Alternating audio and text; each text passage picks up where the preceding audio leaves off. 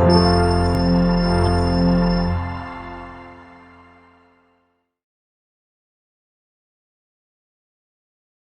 Friend, this is Lavish Valecha. Last videos में हमने देखा था introduction and meaning of book keeping and accountancy और बेसिक अकाउंटिंग टर्मिनोलॉजीज। अगर आपका बेसिक अकाउंटिंग आपको क्लियर नहीं है तो आप लास्ट वीडियोस देख लीजिए। और इस वीडियो में हम देखेंगे meaning and fundamentals of double entry book keeping system. तो double entry book keeping system जो है, इसका इवोल्यूशन 10 नवंबर 1494 में हुआ था बाय लुका दी बेर्गो पैसियोली, और जो इटालियन मर्चेंट थे। और 10 नवंबर 1494 को इसका इवोल्यूशन हुआ था, तो इसलिए 10 नवंबर को आज भी इंटरनेशनल अकाउंटिंग डे सेलिब्रेट किया जाता है। तो फ्रेंड्स, आप नोट कर दीजिए ये कि double entry book keeping system जो है, इसका इवोल्यूशन 10 नवंबर को हुआ था। 10 नवंबर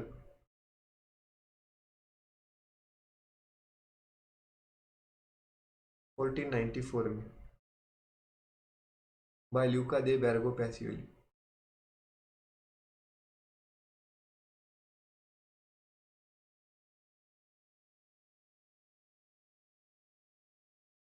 और जो इटालियन मर्चेंट है।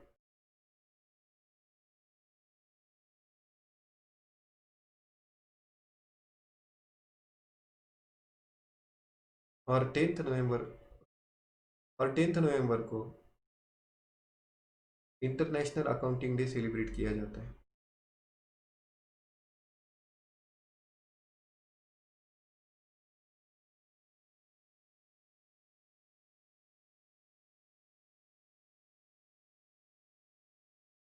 ठीक है, तो ये आप नोट डाउन कर दीजिए, क्योंकि एग्ज़ाम में आपको ये इसमें आ सकता है ऑब्जेक्टिव्स में। तो आप ये नोट डाउन कर दीजिए, 10 नवंबर 1494 by Luca di Borgo Pacioli which is Italian merchant, और 10 नवंबर को इंटरनेशनल अकाउंटिंग डे सेलिब्रेट किया जाता है। तो फ्रेंड्स, जो double entry book keeping system है, इसमें दो एस्पेक्ट्स रहते हैं। कभी भी कोई भी ट्रांजेक्शन हो, उसके दो एस्पेक्ट्स रहेंगे। ठीक है, तो दो एस्पेक्ट्स मतलब क्या कि समझो, अगर मैं किसी को सैलरी पे कर रहा हूँ, तो सैलरी पे करने के टाइम पे मेरी कैश जो है वो जाएगी, और सैलरी जो रहेगा मेरा एक्सपेंसेस रहेगा। ठीक है, और जो कैश रहेगा वो मेरे से जो मेरा कैश बैलेंस है वो कम हो जाएगा। ठीक है, कैश गोज आउट हो जाएगा मेरा। ठीक है, तो यहाँ पे मेरे दो एस्पेक्ट्स ये रहेंगे।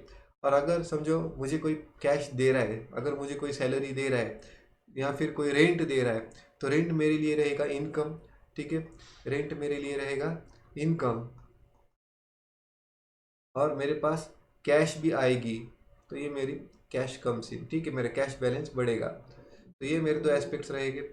तो ऐसे कोई भी ट्रांजेक्शन हो, उसके दो एस्पेक्ट्स रहेंगे, इसलिए इधर डबल एंट्री सिस्टम रहता है। तो डबल एंट्री सिस्टम में क्या होता है कि डेबिट और क्रेडिट का यहाँ पर यूज़ होता है। ठीक है, अगर हम कोई भी ट्रांजेक्शन करें, तो ट्रांजेक्शन में हमें डेबिट और क्रेडिट का यूज़ किया हमने अगर, तो हमें वो ट्रांजेक्शन जो है उसका रिकॉर्ड भी इजीली मेंटेन करने आ जाता है। जैसे आप देख सकते हो, यहाँ पर ये डेबिट और क्रेडिट है।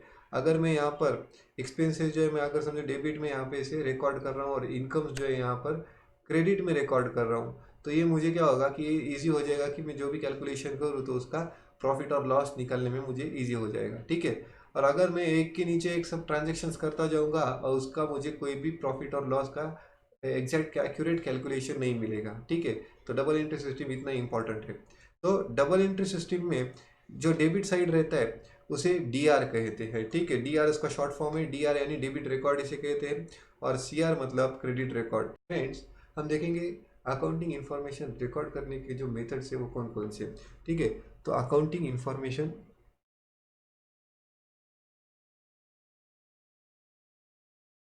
रिकॉर्ड करने के मेथड कौन कौन से हैं, तो सबसे पहले हम देखेंगे कौन कौन सी है। तो पहली है अपने इंडियन मेथड। ठीक है,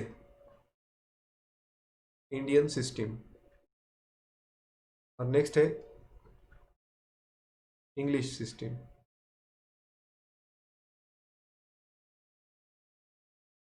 इंडियन सिस्टम में आपने देखा है कि बही खाता रहता है।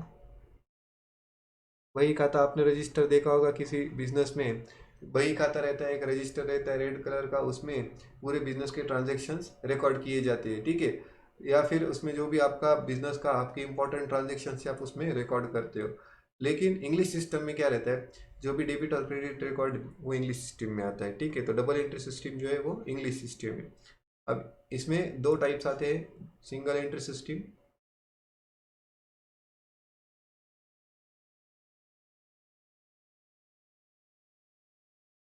और डबल एंट्री सिस्टम।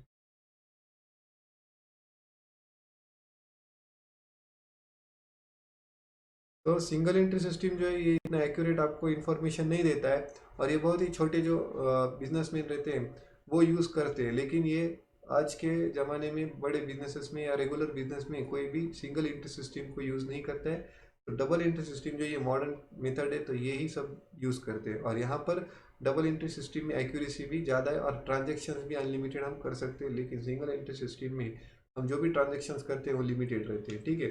तो यहाँ पर आपको ये पता चल गया ना यहाँ पर कि यहाँ पर दो टाइप्स रहते हैं, इंडियन सिस्टम और इंग्लिश सिस्टम, और इंग्लिश सिस्टम के सिंगल एंट्री सिस्टम और डबल एंट्री सिस्टम। तो हमें 11th में सिंगल एंट्री सिस्टम पर भी एक लेसन है और डबल एंट्री सिस्टम पर भी है, तो हम ये बाद में देखेंगे। तो डबल एंट्री सिस्टम आज का हमारा टॉपिक है, तो हम डबल एंट्री सिस्टम का ही देखेंगे। तो डबल एंट्री सिस्टम में हम देखेंगे कि डबल एंट्री सिस्टम में डेबिट और क्रेडिट रहता है, आपको ये पता चल गया। लेकिन अब अकाउंट्स जो रहता है, अकाउंट्स के मेनली कितने टाइप्स रहते हैं? अकाउंट्स के मेनली दो टाइप्स रहते हैं, ठीक है। एक रहता है पर्सनल अकाउंट और सेकंड रहता है इम्पर्सनल अकाउंट, ठीक है। आपको अगर किसी ने कहा होगा कि इस अकाउंट के मेनली थ्री टाइप्स रहते हैं, तो ये थ्री टाइप्स नहीं, मेनली टू ही टाइप्स रहते हैं। और इम्पर्सनल अकाउंट में दो टाइप्स रहते हैं, ठीक है। इम्पर्सनल में दो रहेंगे, एक रहेगा रियल अकाउंट और एक रहेगा nominal account.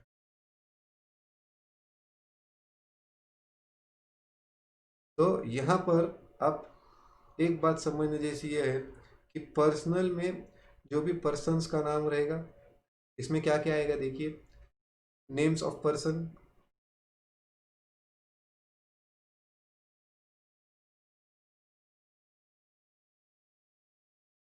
Name of organization,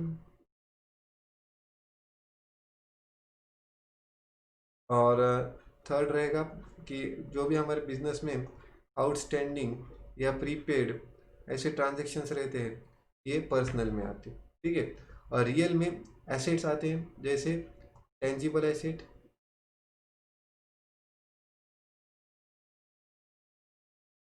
और इनटेंजिबल एसेट,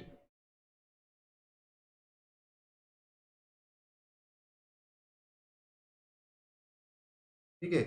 टेंजिबल एसेट यानी लैंड, बिल्डिंग, मशीनरी, फर्नीचर, ये सब टेंजिबल एसेट है, जिसे हम देख सकते हैं, टच कर सकते हैं, वो टेंजिबल एसेट रहते हैं। और इनटेंजिबल एसेट मतलब ऐसे एसेट जहाँ पर हम जिस एसेट को देख नहीं सकते और उसे टच नहीं कर सकते, तो वो इनटेंजिबल एसेट रहती है, जैसे गुडविल, पेटेंट, ट्रेडमार्क, कॉपीराइट, ये सब इनटेंजिबल एसेट है। तो ये सब रियल अकाउंट के जो है आइटम्स रहेंगे, ठीक है।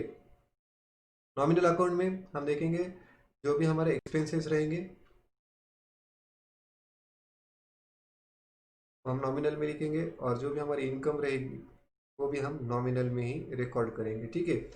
तो आपको ये पता चल गया यहाँ पर कि पर्सनल अकाउंट में पर्सन का नेम आता है, ऑर्गेनाइजेशन का नेम आता है, और आउटस्टैंडिंग इन प्रीपेड आता है, ठीक है।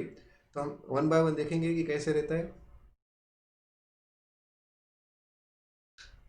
तो सबसे पहले पर्सनल अकाउंट जो है, तो पर्सनल अकाउंट में सबसे पहले हम देखेंगे कि यहाँ पर नाम कौन कौन से आते हैं। जैसे अभी देखो, अजय अकाउंट अगर है तो अजय अकाउंट जो है वो पर्सनल अकाउंट रहेगा। विजय अकाउंट आया तो विजय अकाउंट भी पर्सनल अकाउंट रहेगा, ठीक है। राम अकाउंट, श्याम अकाउंट, ठीक है। ऐसे कोई भी नाम जो है पर्सन के नाम रहेंगे, तो ये भी यहाँ पर आएंगे पर्सनल में। ऑर्गेनाइजेशन नेम अगर रहा, समझो bank of India, XYZ club, ABC college, ठीक है। तो ये सब जो है ये पर्सनल अकाउंट में आएगा, ठीक है। और यहाँ पर और भी हमने देखा कि बिजनेस में जो भी ट्रांजेक्शन्स रहते हैं, जैसे आउटस्टैंडिंग और प्रीपेड, तो ये भी ट्रांजेक्शन्स यहाँ पे आएंगे। आउटस्टैंडिंग समझो, देखो आउटस्टैंडिंग सैलरी, आउटस्टैंडिंग रेंट, और प्रीपेड एक्सपेंसेस, या फिर प्रीपेड प्री रिसीव्ड इनकम। तो ये ऐसे जो भी रहेंगे इसमें वो सब पर्सनल के ही आइटम रहेंगे, ठीक है। अब नेक्स्ट है रियल अकाउंट। रियल अकाउंट में एसेट आएंगे। कौन कौन से एसेट आएंगे यहाँ पर? टेंजिबल एसेट और इनटेंजिबल एसेट। इनटेंजिबल एसेट्स, तो टेंजिबल एसेट मतलब क्या, कि जिसको हम टच कर सकते हैं, फील कर सकते हैं, वो टेंजिबल एसेट रहते हैं। जैसे land, building, machinery, furniture, etcetera, ठीक है। तो ये एसेट्स जो है इसे हम टच कर सकते हैं, फील कर सकते हैं, देख सकते हैं, ये हमारे टेंजिबल एसेट है। और इनटेंजिबल एसेट मतलब अदृश्य, अदृश्य यानी जिसे हम देख नहीं सकते और उसे टच नहीं कर सकते। जैसे गुडविल, पेटेंट्स, ट्रेडमार्क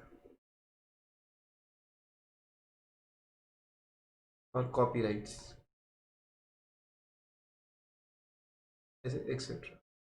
तो ये जो भी रहेंगे ये इनटेंजिबल एसेट्स और टेंजिबल एसेट्स जो रहेंगे वो रियल अकाउंट में रहेंगे। Next is nominal account. तो नॉमिनल अकाउंट जो है, नॉमिनल अकाउंट में, नॉमिनल अकाउंट, नॉमिनल अकाउंट में हमने देखा कि यहाँ पर एक्सपेंसेस एंड इनकम्स आएंगे, एंड इनकम्स। तो एक्सपेंसेस और इनकम कोई भी हो सकता है। सैलरी हमारा एक्सपेंसेस भी हो सकता है और इनकम भी हो सकता है। रेंट हमारा एक्सपेंसेस भी हो सकता है, इनकम भी हो सकता है। Commission, interest, dividend,